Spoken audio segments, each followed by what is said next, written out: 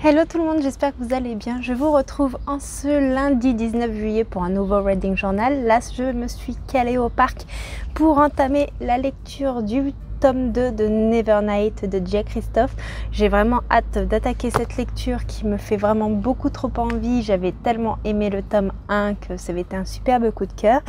Ça fait longtemps que je ne m'étais pas calée au parc puisque là nous sommes vraiment dans les premiers jours de beau temps. Donc vraiment c'est cool. En plus on est lundi, il n'y a personne, au moins je vais pouvoir lire au calme. Et puis voilà pour ce qu'il en est de la lecture que je vais attaquer. En ce moment je suis également en train de lire en numérique Terre brûlée, le tome 1 de Léa Perrin. Je vous en ai parlé dans le dernier Reading Journal, mais j'ai pas vraiment avancé dans cette lecture. J'espérais avancer plus vite, mais en fait, la fatigue a pris le dessus hier en rentrant du boulot, tout ça. Et puis ce matin, je me suis occupée de la vidéo des sorties littéraires du mois d'août. Donc je les ai préparées, je l'ai tournée et je l'ai montée. Et pour une fois, je suis assez satisfaite du résultat, ce qui arrive très rarement concernant les sorties littéraires. J'espère que vous m'entendez bien, puisque je ne veux pas parler trop fort comme je suis au parc. Et il y a un petit peu de vent. Donc voilà pour ce qu'il en est concernant mes lectures. Je vais commencer à lire et puis je vous donnerai des nouvelles de ma lecture quand j'en saurai un petit peu plus.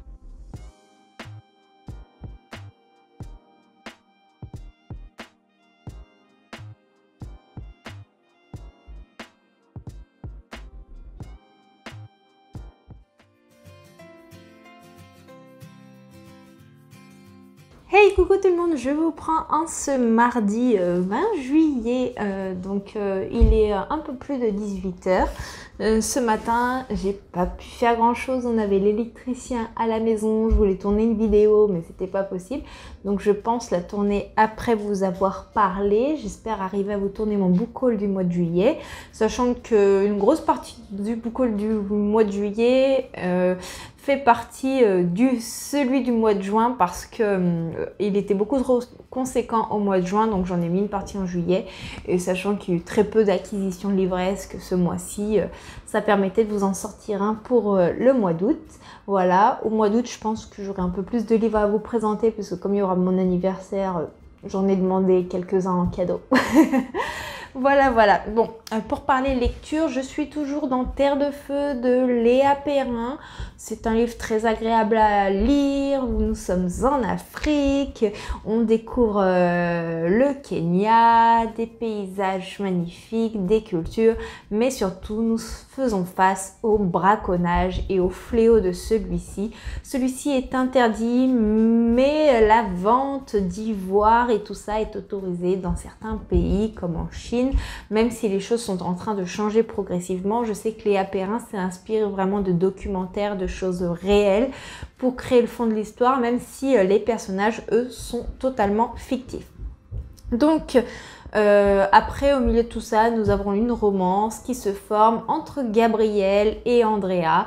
Gabrielle est une Française qui est partie au Kenya suite à une rupture rejoindre sa meilleure amie qui travaille pour Médecins Sans Frontières. Et Andrea sera son guide. Mais être guide pour Andrea, c'est une couverture parce que justement, il trafique avec les braconniers. Mais pas de la façon dont on pourrait le penser. Voilà, je vous en dis pas plus concernant le résumé. Pour l'instant, je trouve cette lecture très sympathique à lire. Ce ne sera pas un coup de cœur, mais je passe un agréable moment. J'ai pas encore eu le temps de le terminer parce que j'ai pas trop lu. Comme je vous ai dit, ce matin il y avait l'électricien, hier soir on était à la salle de sport, on a papoté, tout ça. Et puis tous les petits trucs du train-train quotidien.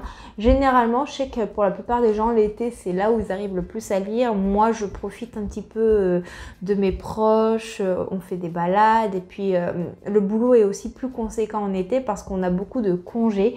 Et qu'on ne peut pas forcément prendre congé à n'importe quel moment de l'année dans mon milieu parce que sinon on manque trop de personnel, donc c'est très handicapant à ce niveau-là. Sinon, comme vous avez pu le voir hier, j'ai bien entamé Nevernight de J. Christophe. J'ai enlevé la jaquette puisqu'en fait c'est très pénible de lire avec la jaquette et j'ai trop peur de l'abîmer. Donc là, j'ai lu la partie du jour. Je me suis rendu compte que mes parties étaient assez conséquentes. Donc pour ceux qui font la lecture commune, comme je leur ai dit en story, comme sur Discord, si c'est trop long, c'est pas grave. Hein. Le principal, c'est qu'on puisse discuter un petit peu de ce qu'on voit, ce qu'on ressent lors de la lecture. On évite juste de trop se spoiler. Et si on fait un spoil, on avertit. Comme ça, on n'a pas besoin de lire la partie spoilante. Voilà.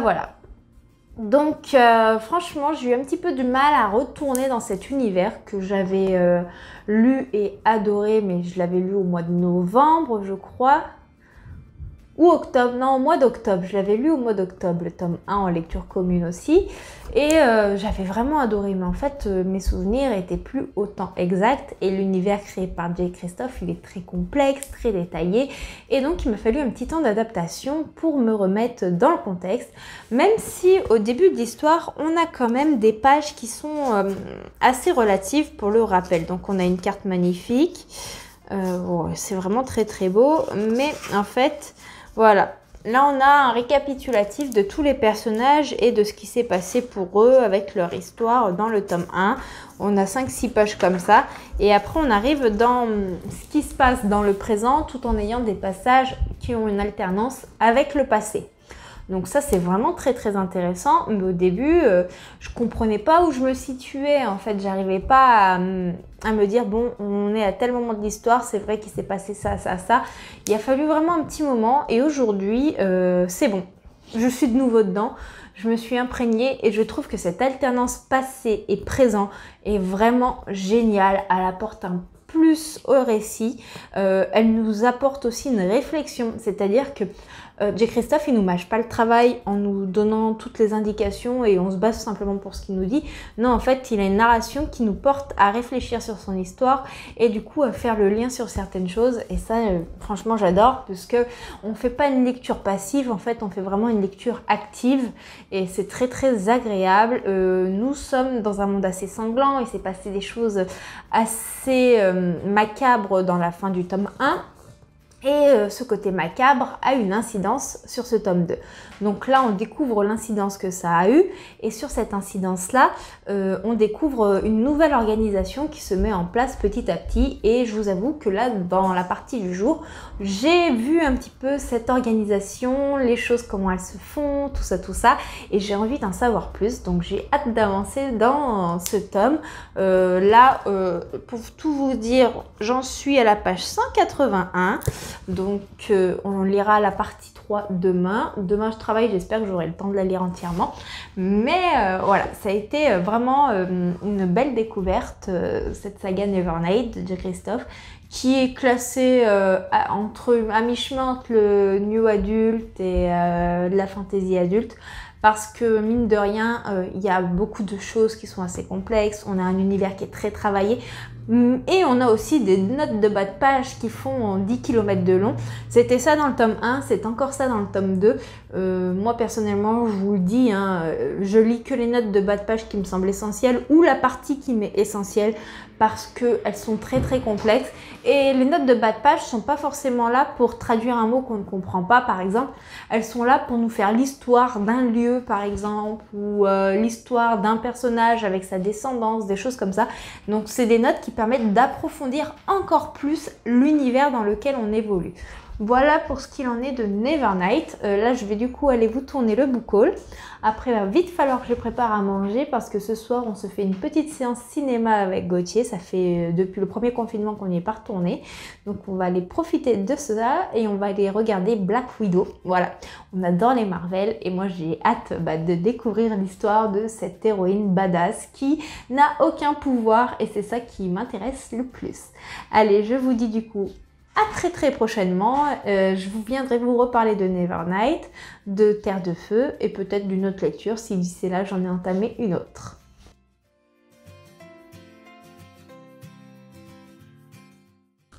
Hello tout le monde, j'espère que vous allez bien. Je vous retrouve en ce jeudi 22 juillet. J'ai enfin terminé quelques lectures, donc je venais vous en parler. J'ai terminé hier soir Terre de Feu de Léa Perrin. Donc c'est une très bonne lecture, ce n'est pas un coup de cœur, mais je vais vous expliquer pourquoi. Alors dans cette histoire, comme je vous ai déjà expliqué, nous sommes au Kenya, nous suivons notre protagoniste qui a vécu une rupture, qui va visiter le pays auprès d'un guide. Ce guide a l'air de tremper dans des affaires assez louches et tout cela va parler du braconnage. Voilà. Donc, moi j'ai beaucoup aimé cette histoire qui est écrite de façon assez scénaristique. C'est comme si vous lisiez le scénario d'un film et que vous voyez les images défiler sous vos yeux. Vous arrivez au Kenya, bon, vous avez le contexte de l'arrivée de notre protagoniste dans ce pays, avec la découverte du pays, de ses membres, des différentes cultures. Donc ça, moi j'ai trouvé ça vraiment sympathique. Et puis nous avons de l'action par rapport à tout ce qui va toucher le braconnage. Dans tout ce dont je vous parle, il y a nos deux protagonistes principaux qui interagissent ensemble, qui s'envoient des petites piques, qui se cherchent, avec la romance qui se crée bien entendu. Et la fin du roman est beaucoup plus romancée. Donc Léa Perrin, comme je vous ai déjà dit, elle s'est inspirée de faits réels pour parler de tout ce qui touche au braconnage et tout ça. Et en dehors de ça, par contre, les protagonistes, leur histoire, c'est totalement romancé. Voilà ce qu'il en est. Donc moi, j'ai trouvé l'ensemble très sympa. Ça donne envie de réfléchir, ça donne envie de se renseigner sur ces sujets qui sont pour le moins quand même intéressants, importants, puisque oui, il y a des animaux qui sont en danger encore sur la planète, qu'on ne respecte pas. Il y a des gens qui passent outre les lois et la protection mise en place pour les espèces menacées. Donc c'est important de le savoir, c'est important de comprendre ce qui se passe, c'est important de découvrir et de comprendre d'autres cultures. Moi d'ailleurs, si j'avais la possibilité de voyager et de découvrir plein de cultures différentes, je le ferais. Mais bon, après, je pense que c'est comme tout le monde, il y a un souci de finances. Et le côté romance, lui, avance très rapidement, mais nous sommes dans une histoire où nous sommes en vacances. Donc forcément, c'est une histoire de vacances. Les personnages vont interagir rapidement ensemble, ils vont rapidement tomber amoureux, je mets ça entre guillemets, hein. Et le tout est bercé par l'action, ce qui fait que oui, on a de l'émotion, mais l'émotion n'est pas travaillée au point de vous mettre la petite larmichette à l'œil. Et moi, c'est ce qui fait que ça n'a pas été un coup de cœur, parce que j'aime avoir ma petite larmichette quand je lis un livre et vraiment frissonner pour les personnages. Mais en dehors de ça, c'était quand même une bonne lecture. Ensuite, hier soir, j'ai lu le 3e tome de Sorceline de Sylvia Douillet et Paola Antista, publié chez les éditions Vent d'Ouest. Je vous le montre comme ça, je le repose parce que il est assez grand. Et c'était une excellente suite de la saga. J'ai pas enlevé le petit autocollant Mickey puisque en fait il se déchire très mal et donc après ça va laisser des traces, c'est pas très joli, donc j'ai préféré le laisser même si j'aime pas ça.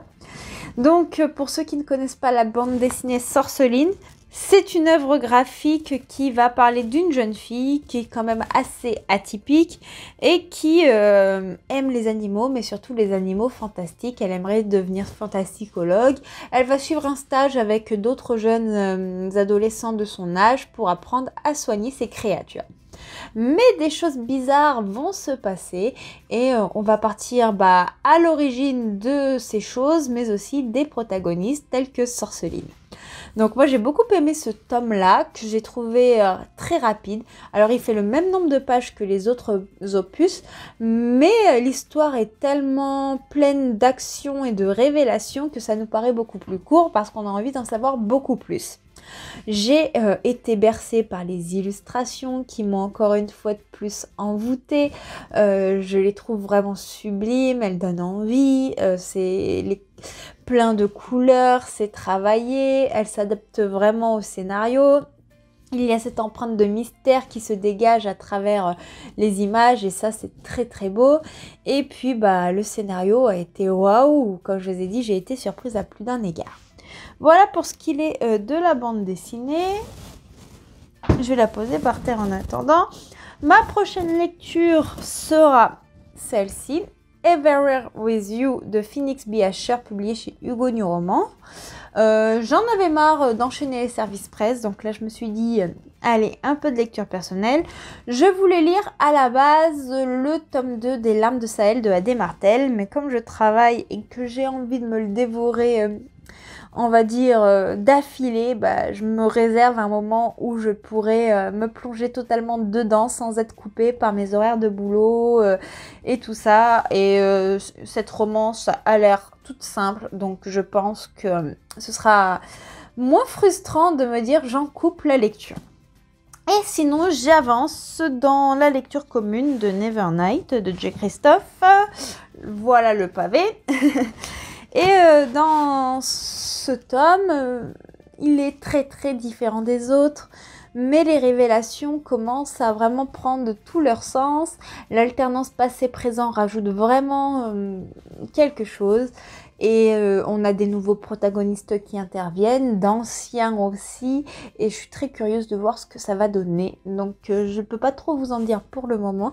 Je suis un petit peu perdue parce que je cherche un peu là où J. Christophe veut nous emmener, parce que nous sommes plus enfermés dans la montagne, donc il y a énormément de choses qui se trouvent. Bref, voilà pour ce qu'il en est. Sur ce, ah non, je voulais vous parler de Black Widow parce que je vous avais dit mardi qu'on allait au cinéma voir Black Widow, puis c'est vrai que je vous ai pas pris en vidéo hier parce que j'ai pas eu le temps tout simplement. J'ai beaucoup aimé. Je sais qu'il y en a qui sont un peu mitigés, mais dans l'ensemble, moi j'ai adoré. On a de l'action, on a beaucoup de péripéties. Nous découvrons Black Widow sous une autre façade avec son histoire familiale, ses origines. En fait, le film va commencer de telle façon. Donc, on rentre dans l'histoire et nous suivons Black Widow qui est en cavale juste après Captain America et c'était quoi ?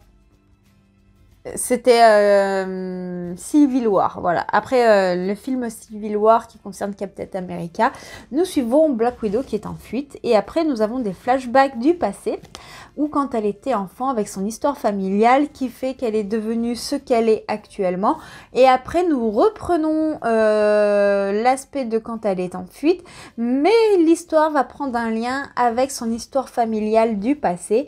Et je vous conseille, si vous ne l'avez pas lu, de bien attendre la scène post-générique parce que elle pourrait avoir une importance capitale pour la suite de la cinématique Marvel.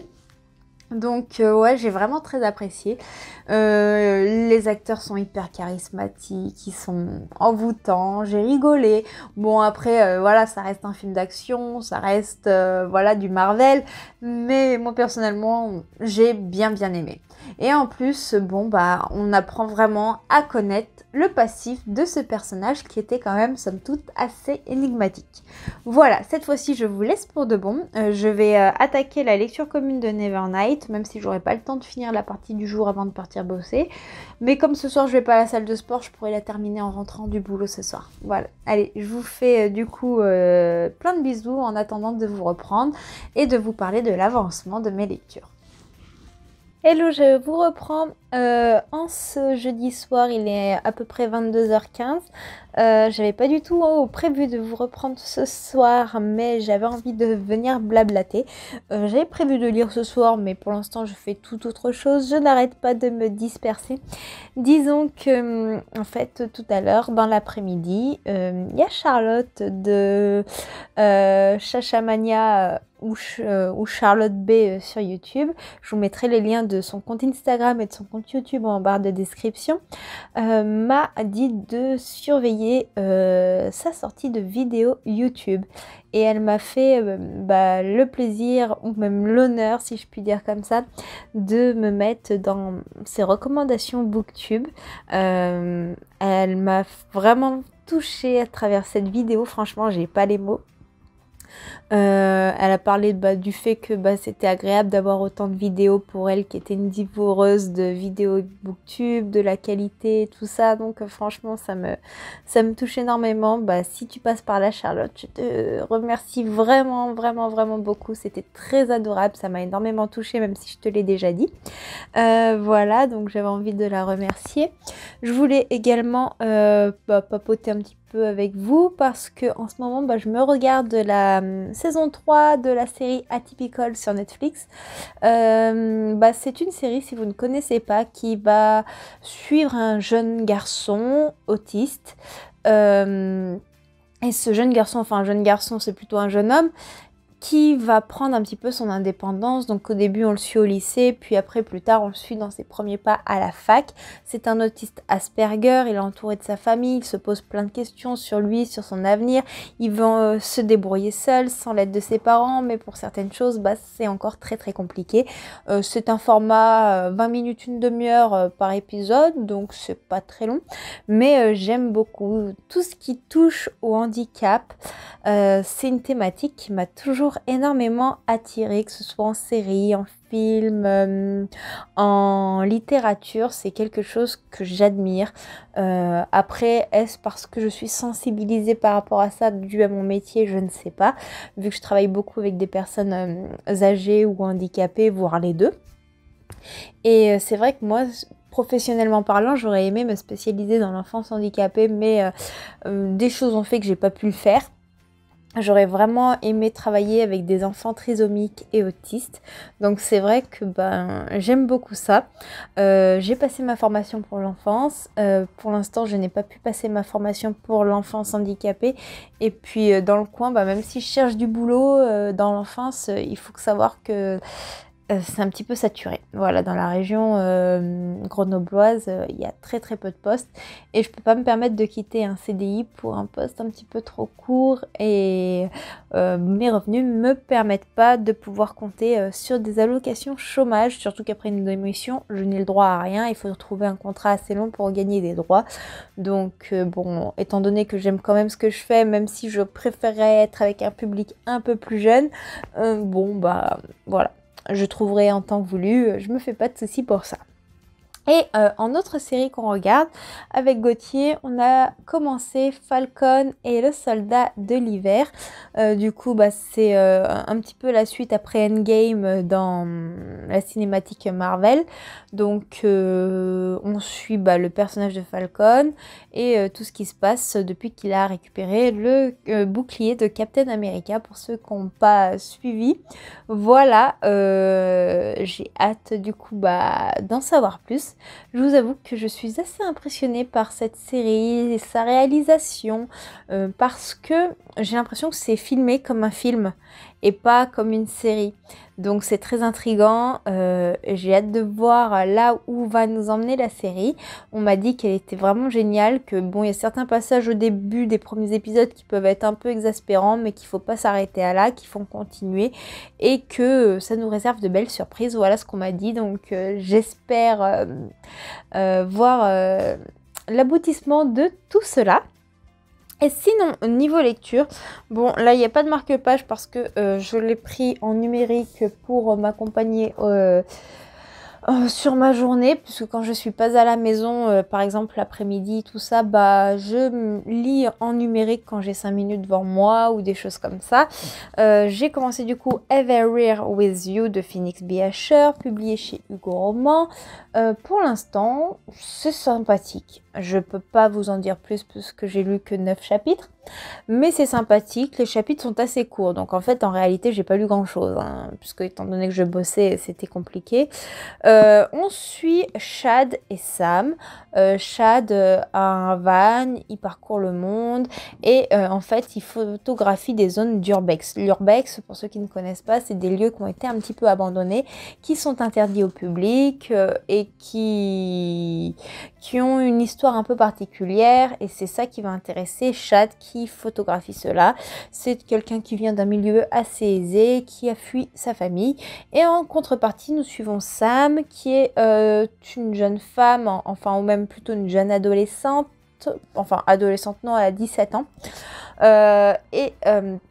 en fait, elle va s'enfuir de sa famille d'accueil parce que celle-ci n'est pas bien traitée, et elle va squatter le van de Chad et en quelque sorte s'imposer dans son road trip. On va les suivre dans cette histoire-là.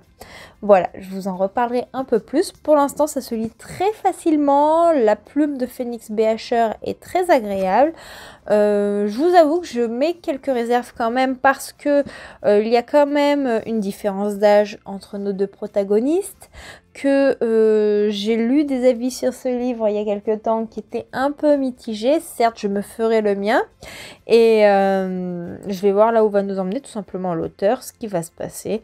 En tout cas, moi j'aime beaucoup l'atmosphère de cette couverture qui est assez chaude au niveau des couleurs, qui exprime les sentiments et surtout qui donne un petit air d'été, et nous sommes en été. Voilà.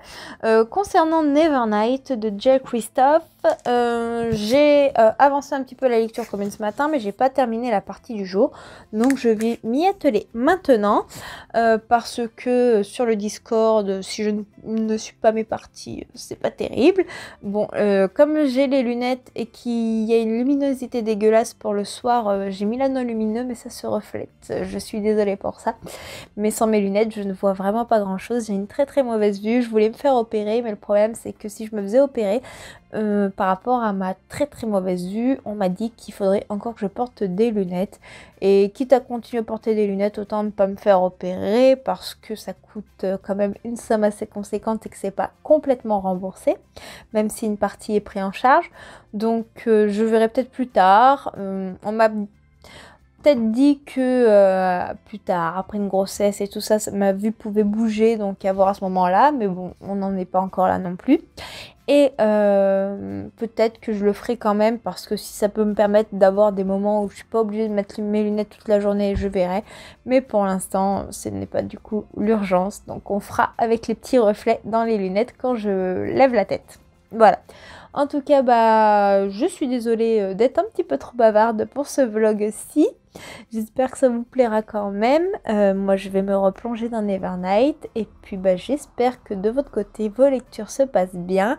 Que vous passez d'agréables moments. Que si vous êtes en vacances, vous en profitez bien. N'hésitez pas à me dire tout ça en commentaire, qu'on puisse échanger, papoter, voilà, voilà. Et puis, je vous reprendrai prochainement.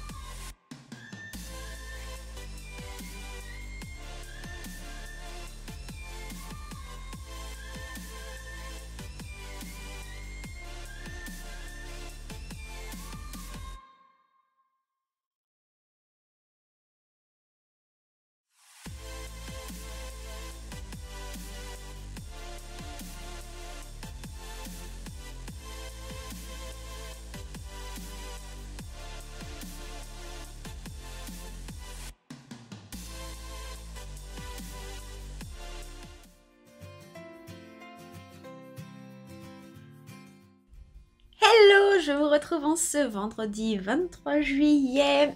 Pour moi, aujourd'hui, c'est une petite journée de boulot. J'ai pas trop d'heures si mon planning ne bouge pas en cours de journée. Demain, je travaille, mais comme j'ai pas mal de personnes hospitalisées, mon samedi sera un petit peu allégé.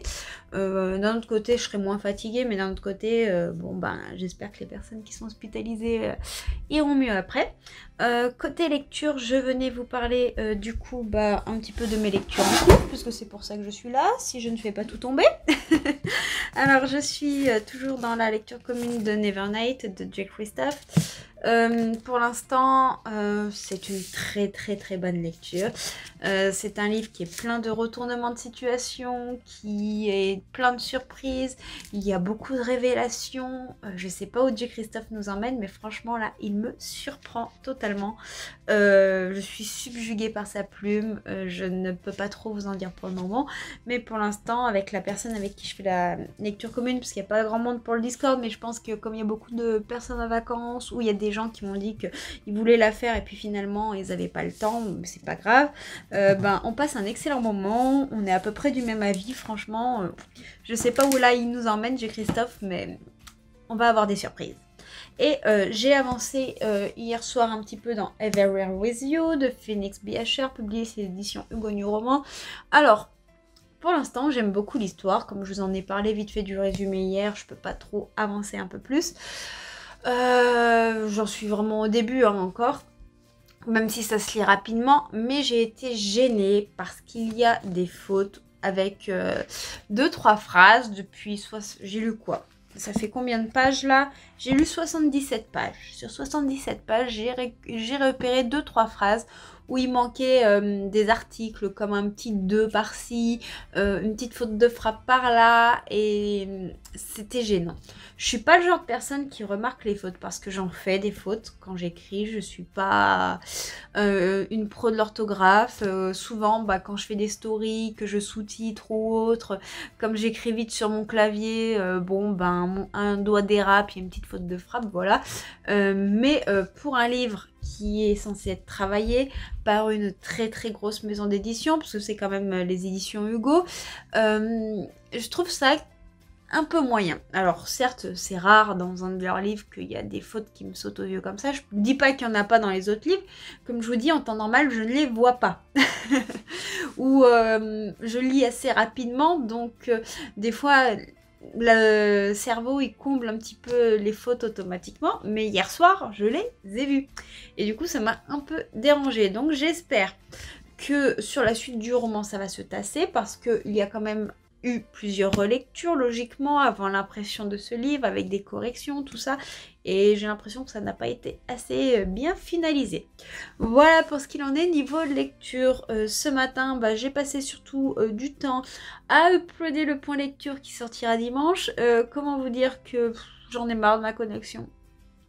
On n'a pas la fibre, du coup je fais tout en 4G. J'ai un forfait 4G que j'ai pris un peu plus conséquent exprès pour uploader les vidéos YouTube. Mais autant des fois je peux mettre 20 minutes pour uploader une vidéo de 20 minutes ou de 40 minutes. Autant des fois je peux mettre 3 heures pour uploader 10 minutes de vidéo quoi. Et autant dire que ce matin, c'est un point lecture de 22 minutes. J'ai mis 2h30. Voilà.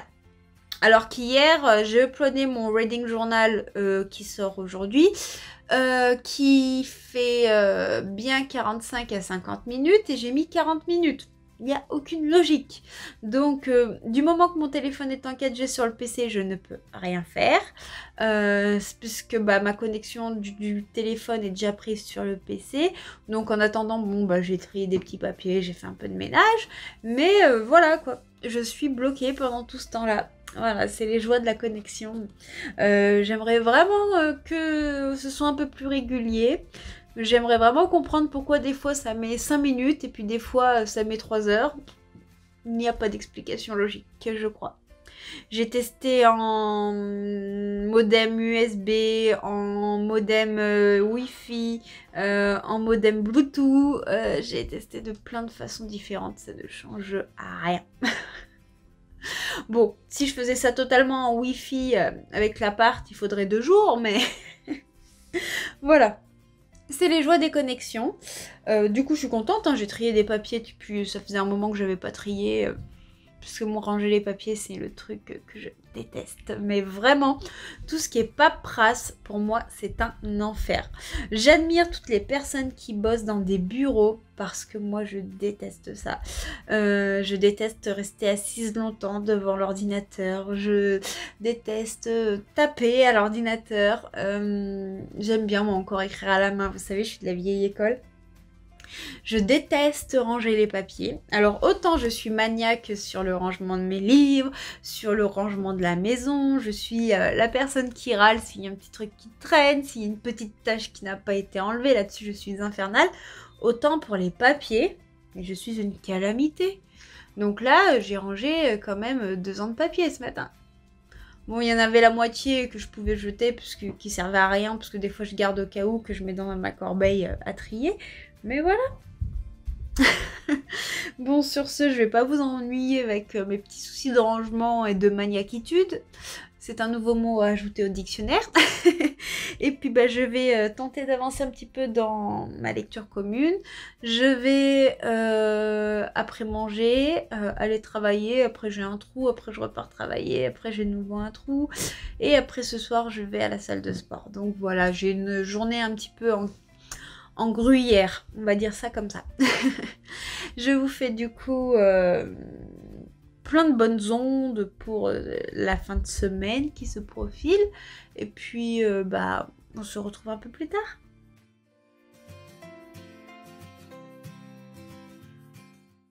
Hello hello, je vous prends ce dimanche 25 juillet. Hier on était samedi, je vous ai pas pris en vlog, mais bon comme d'habitude samedi, boulot, tout ça. Puis je vous avoue que je n'ai pas suffisamment avancé dans mes lectures pour avoir matière pour vous en parler. Et puis j'ai ma maman qui a de nouveau été hospitalisée, donc c'est pour ça que je vous prends ce matin. J'aurais aimé terminer la lecture en cours que j'ai, qui est presque finie, pour clôturer ce vlog. Mais cet après-midi je vais passer tout mon temps à l'hôpital, donc je ne pense pas arriver à finir le livre d'ici ce soir. Alors je me suis dit que j'allais venir vous en parler un petit peu maintenant, vous parler un petit peu de la lecture commune et tout ça. Voilà, là pour l'instant je suis toujours en train de lire Nevernight de Jack Christophe. On a bientôt terminé la lecture commune, vous voyez on en est ici.